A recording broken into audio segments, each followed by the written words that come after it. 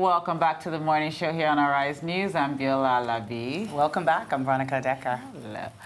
Recently, a federal high court in Nigeria's commercial capital, Lagos, granted leave to a civil society group, Socio-Economic Rights and Accountability Project, SERAP, to compel the Minister of Power, Works and Housing, Mr. Babatunde Raji Fashola, to give an account of the federal government's spending on the power sector, despite the sector's privatization in 2013. This was one of SERAP's many court orders obtained against government institutions and their leaders, compelling them to be transparent and accountable to the Nigerian citizens.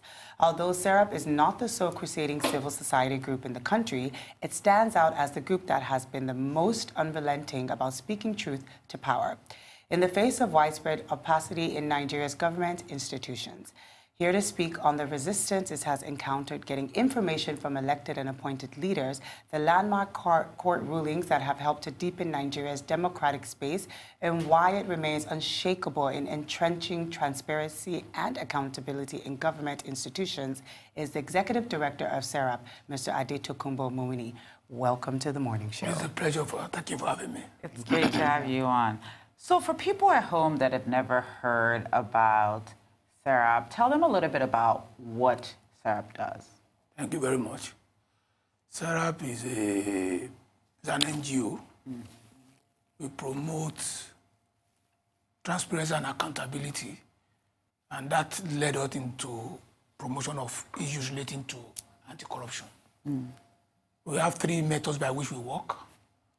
We will do advocacy when we think there is a problem in Nigeria. We advocate about it, trying to change the perspective.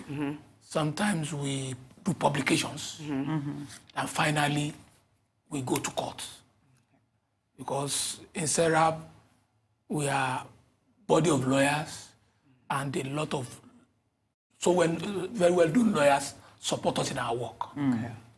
So a lot of lawyers do pro bono work for you? Yes. Okay. Do you work closely with the Civil Rights Society as well? Yes. And even the EFCC, do you work? No, we've collaborated with EFCC. We've collaborated with ICPC. And a lot of government establishment that says we want to ensure accountability and transparency. But whether they are sincere about this, another matter entirely. So I want to know, how does this work? Do you get the case, do you get the call from one of these government agencies that says we need to look into this, or do you know, how does the call come from citizens? Like, where does the... Sometimes we take it up on behalf of citizens. The first issue for us to be involved will be a citizen that does not have money. It must be of poor financial means. Then what we intend to cover will be a little bit wide. It won't affect a sector of Nigerian life. It will affect majority of Nigerians. Those are the things we take up. So tell us a little bit about some of the successes you've had before we get into the power sector. Okay, let me say straight away that one event that shaped our activity was this Universal Basic Education Fund money. We received information from a whistleblower that certain things are going on in states of the Federation. It gave us about 6 states. We now went into it. We now discovered that what the whistleblower gave us was even a small thing. Yes. So we investigated it. We wrote a petition to the ICPC. I think that was around 2006, 2007.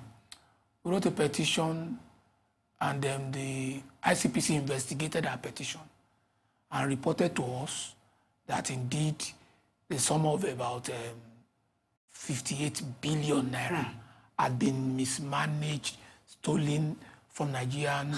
What this fund was supposed to do, it did not do, was to take care of the educational needs of the young Nigerians. People, the GSS. Yes. Universal Basic Health. Basic education. Yes. So, as soon as we received this report from the ICPC, we think, from what we have heard from the report that we have, something violent had been done to the education of Nigerian children. So we took it to court. We appeared before the ECOWAS court. And the ECOWAS court made far-reaching pronouncements on behalf of SERAP, saying what has happened is a violation of the rights of Nigerian children to education. And he also directed the government to provide for the shortfall of money that has been stolen all this while, so that Nigerian children will continue to have the best of what they desire, education at the primary level. But even with that, only a couple of weeks ago, it was revealed again that there is still a lot of universal basic education money that is not being spent on education, that actually is not even being that is just sitting there and not being accessed by some of the states. And that's the problem that a lot of states have. They continue to complain that things are not going on, whereas the facilities provided are not being accessed. They're not being accessed, and this was only 2 weeks ago. This was in the newspaper. So how do you feel? I mean, this is one of the most successful cases you've had, but we still, on one hand, have these states not even accessing. So there was issues of corruption within UBEC, but now there's not even accessing it. And we continue to have one of the highest rates of children out of schools in the world. What was the number the last time that we had? It's over 13 million. 13 was the last number. Let me say this. The problem that we have in Nigeria as a whole is a problem of not setting our priorities right. You see, you cannot continue to do things in the same old fashion and expect a different result. It's not possible. So people that govern us must be up and doing about what Nigerians need. That is very, very important if you are to make progress. Otherwise, we'll continue to talk about the same thing over and over again, and we'll be where we are. What do you think has been the biggest, why do you think there's been so much resistance in Nigeria to transparency and accountability? Is it culture? Is it weak institutions? Why are people resisting accountability and transparency? Let me say this.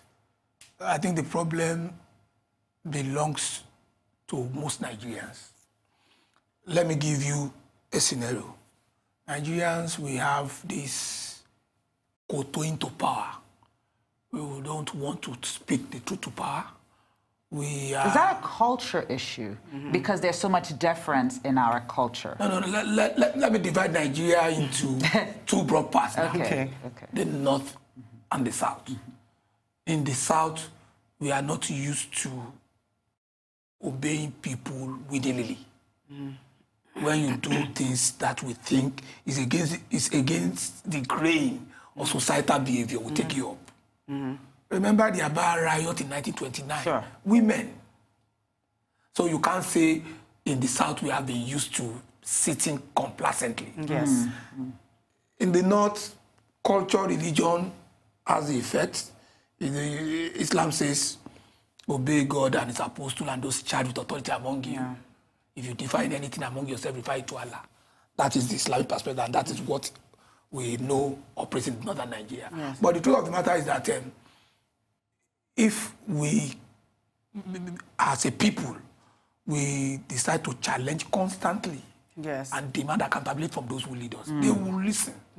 The truth of the matter is that those who rule us are an infinitesimal proportion of the population. And we cannot be making stringent, consistent call without them listening to us. I think we should start having this feeling that the most important office in Nigeria is the office of the citizen of Nigeria, not the office of the president, not the office of the Senate president, not the office of the Speaker of the House of Representatives, the office of the citizens of Nigeria. And when we take it from that perspective, we have to continue to make stringent demand on them. And how do you empower the citizen? Like, I'm a citizen. How do I wake up every day feeling this power in my office? I think what we'll need to do is to sensitize the citizens. Let them know that, for example, budgets are read every year. There are things that, by budget provisions, must be provided for the citizens. And it's like a repetition of what annual rituals. It's never done that way. One should attach the amount budgeted to what is actually provided, so that we start asking them to provide us with the balance. It's as simple as that. Let's talk about the latest ruling and the latest case you guys are pursuing, which is around the power sector and directly with the Minister of Power and Housing, Fashola. What has been your experience, and what do you want? What does SERPA want? You see, the problem that we think we are having is either you have privatized completely. When you say privatization, you have said you have sold these things to private enterprise. You don't have to continue to spend Nigerian money for a privatized establishment. So these are the distribution companies. Yes. So these are the distributors, because I know that. So what about the generation? Has the power generating element also been privatized? That's what they made us believe. Okay. So once you make us believe that's why you're involved. Yes, we have to be sure that so much of our money is not even going to private enterprises. It's never so done. Where is the money going now? Because we know that the distribution has been privatized. Yes. Is money going to distribution and generation? Or where's the money going? That is the point we want to make. You're trying to find out. I thought you had information. Exactly. You're trying to let us know. We're all trying to get the information. You see, in a democracy, there can be no hiding of anything. Yes. Democracy, to me, has to be followed by accountability and transparency. There should be no opaqueness in government business. Because that is why we voted you people there. And that is why we expect you to make policy for us. So when you do things and we are not sure, we should ask you. Yes. So what do you want people in that power sector to know? Like, if Fashola is watching now, what are the things you want from him? Like the idea that certain government money still goes to what you said you have privatized, to us is an anathema. It's never done.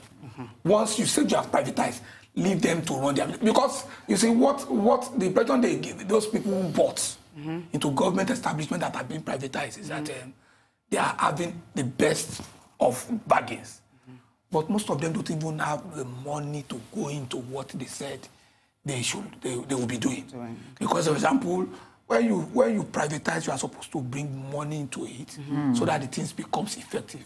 But when you now, after privatization, you now still depend on government, it's like, to me, extreme subsidy. Yes. It's not done, because that is not the way government put money in order. So how will you get this information? No, you see, we are at a stage in the court matter. The court has given us, it says, we have been granted permission to make this request. It was a request made under Freedom of Information Act. Yes. Yes. We have been granted permission to make the request. And once they give us the information, we will now subject the information to further scrutiny so that Nigerians will know what is actually happening.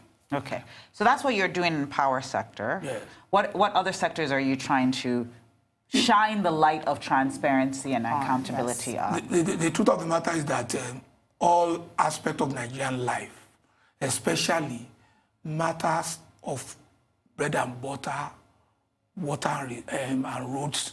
I think which is almost everything. You see, yes. there are matters to me that are so important to Nigerians. Yes. Matters of life and death. Yes. Matters of what do I eat? What facilities do I access? Yes. The education my children will go and benefit from. Are you guys still on this UBEC issue? No. Especially from a state perspective. I think we opened it up. Okay. For people to see. Okay. And I think it was one monumental event, and other Nigerians can take it up from us, but we'll continue to monitor whatever is going on. So when you look at technology, I mean, one of the things is there's been so many different organizations that are using technology to break down the budget. Yes. I know you were one of the first people that actually forced the National Assembly to break down the budget. How do you feel we're doing with tracking the budget, especially in the public domain? Do you believe that we actually understand what's happening with our budget? You see, the very first thing is that the budget that we say we do yearly, year in, year out, yes, it's not the Nigerian budget. It's not a budget of the Nigerian people. For example, you know, nobody comes into an environment and say, I want to provide water for these people if the people don't need water. For example, if sufficient water has been provided for them, you look for other things that relates to their need. Yes. That is the way it should be done. So it is when Nigerians are communicated with in the formulation of budget, that's when we start having a budget of the Nigerian people. But that's what the constituency leaders are supposed to do. You bring your projects and put them in the budget. Because that is not actually what they do. You see, I am not... I see your frustration. You're like, that's not what they do. No, you see, I was not too young in 1979 when we had MP and UPN. Then there was this thing they call party discipline. Then you won't hear about constituency entitlements. Because to me, constituency entitlements are another way of corruption. Mismanaging funds. Yes. Now, the point that must be made is when you say people are to be provided for, people must be made to decide what they actually want. And it is because people don't decide what they actually want. That's why we give so much space for these elected representatives to do whatever they like about what we need. So how do we, as Nigerian citizens, make our voices heard so that there is a continuous opportunity for our government to be accountable, to be transparent, so that your SERAP can do their job effectively? You see, let me say that as a citizen, the only thing that it costs, that it takes for a lot of shenanigans to continue to happen in Nigeria is for the average citizen to say it is not our business. And government business should be citizens' business. Now, don't get involved. One must ensure that, you see, you cannot be tired about asking. That is the obligation that you have as a citizen. You continue to ask. And you see, when the call or the questions become stringent, become consistent, becomes persistent, they don't have any choice but to continue to start saying Nigerian citizens. So an area that continues to have a lack of transparency is the issue of oil subsidies. There has been a lot of reports from NNPC. There's been a lot of reports from the average citizens and actually other organizations. And some of these organizations have been investment organizations saying that at the end of the day, Nigeria's subsidy program is not sustainable. And if Nigeria is going to grow GDP-wise, get out of debt, Nigeria has to scrap subsidy. But at the end of the day, this whole subsidy business in Nigeria is opaque. People don't really understand who is getting the subsidy and how many people are cutting from that subsidy before it actually gets to the average man. What are you guys doing about that issue? You see, the bottom line of what we are saying is that whatever the government says it must do must be clear to the citizens. For example... But there's an issue, there's lack of clarity around the issue of subsidy. Yes, because the impression this government gave us was that when we come in, subsidy does not exist. But we have constantly seen that this government is playing with the same subsidy. So what we need is the government... So is this what you guys are doing or what we just need? I think that is what should be done. Okay. Yes. You see, when you say, I want a situation where the government will come out clean to Nigerians, tell us whether we are still operating this subsidy regime or not. If you are still operating the subsidy regime, what is the level of subsidy? You see, you have to look at what does it cost to produce a liter of petrol. Then distribution cost, whatever. You have to let the citizen know. So once that is known, then we'll follow it through. That's what is very, very important. In a democracy, you can't say you are doing things on behalf of the people and the people do not know. That to me is... Is this an issue that SERAP will take up? It's part of, you see, the name of SERAP is Socio-Economic Rights and Accountability Project. So that name is like, it takes us into it's a wide spectrum of what can be covered across. But let me say straight away that we don't have sufficient capacity to go into a lot of things. But whatever we plug our teeth on, we will ensure that we pursue it to the final point. So when we think about some of the issues and some of the things that you guys have tackled, one of the things has been around National Assembly and making sure that they provide breakdown of their budget, which we talked about, but you didn't really clarify that. But what also happened was that was made available by the Senate President. But Nigerians still believe that the National Assembly as an institution is opaque. We don't understand what happens there. And also there's been a huge issue around the House and the Senate pay. We have one of the highest payrolls in the world for a government like this. What is SERPA doing? What can SERPA do? What needs to be done to make these legislators more accountable? When you say you represent a group of Nigerians and what you collect from the Nigerian system is such extremely wide margin of what Nigerians take, then you cannot be representing us. And that is why we say, you see, there is the National Salaries and Wages Commission that is supposed to know and to fix what every public establishment takes. But what we have heard repeatedly is that it's like the legislators take what, recommend to themselves what they must take, rather than wait for the Nigerian National Salaries and Wages Commission. That nobody works in an establishment and say, this should be my salary. There should be a communal sitting. Remuneration committee. Yes. There's usually a remuneration committee in most companies. In most companies. So, and that is so important. You cannot say you are really not, you are representing us, and you take so much. So since there is, so that would be my question, because I've understood what you've just said now. So since there is a commission, technically, that is set up, that they are supposed to be the ones to say that this is how much they're supposed to make, and then the Senate, they've decided that this is what they're going to make. How do you play your part? Because now the information is there on both parts for you. How do you guys come in? I think what should happen first is that the citizens have a duty. If this Nigerian nation is not going to the dogs, have a duty to say this should be the salaries of our legislators.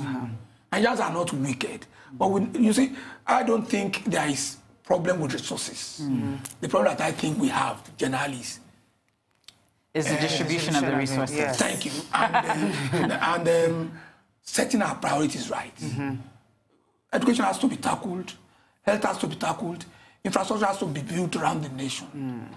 Nobody wants to wake up tomorrow and find a Nigeria that does not work again. We want a Nigeria that works. When it works, it pays the generality of the people. And once a thing pays the generality of the people, the legislators will be covered by that. So it's not that it pays the legislators and the generality of the people are left on their own. Well, thank you so much for being here. We're going to leave it on that note. We would love to have you back to talk more about the work you're doing. We wish you and SERPA the best of luck. It's a pleasure. Thank you very much. Thank you.